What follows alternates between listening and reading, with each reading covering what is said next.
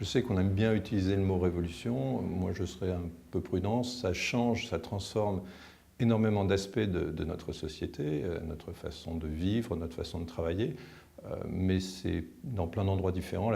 Très souvent, il s'agit de faire autrement, différemment des choses qu'on faisait déjà avant. Donc j'éviterai d'utiliser révolution, ou alors j'utiliserai dans 10 contextes différents.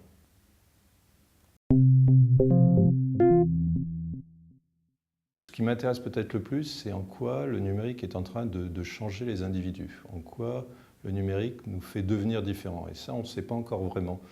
Et par exemple, une question qui est fondamentale, est-ce que le numérique va nous rendre esclaves de nouvelles technologies, un peu spectateurs de ce qui se passe ailleurs, ou est-ce qu'on va devenir de véritables acteurs capables d'interagir avec les systèmes informatiques qui nous entourent?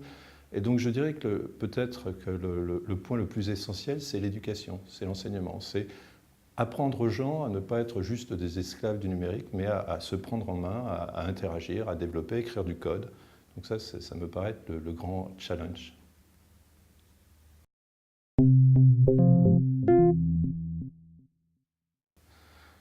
Alors ça, j'en sais rien. Si je savais ça, je serais peut-être en train de monter une start-up ou quelque chose comme ça. Je ne sais pas. Ce que j'aimerais que ce soit, c'est que d'ici 5 ans, on apprenne à mieux gérer nos données privées, nos données personnelles. Pour l'instant, ce qui se passe, c'est que de plus en plus, ces données personnelles deviennent propriété de Facebook, de Google, de je ne sais pas qui.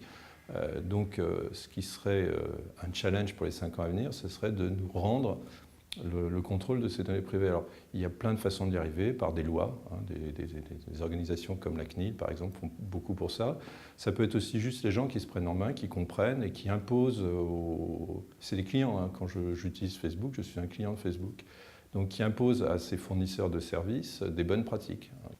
Et puis peut-être aussi, ce qui moi m'intéresse le plus en tant que chercheur, c'est qu'on développe de nouveaux systèmes qui permettent aux gens de garder le contrôle sur leurs données, qui mettent au cœur du système la propriété intellectuelle que vous avez sur vos propres données.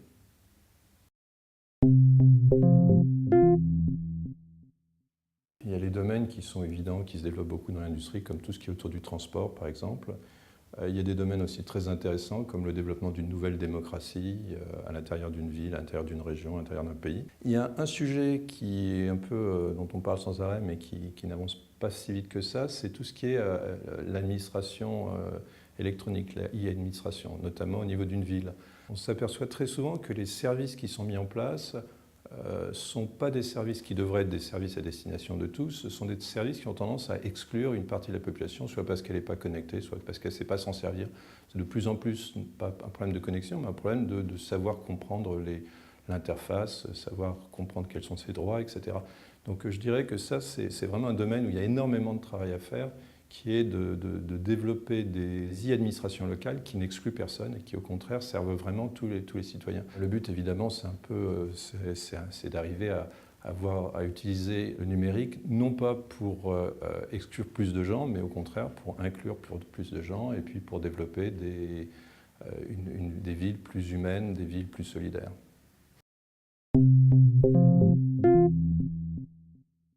Pour moi, c'est une ville qui est vivante pour tous, pour les vieux, pour les gens qui n'ont pas d'argent, pour les gens qui sont malades, pour les gens qui ne savent pas se servir du numérique.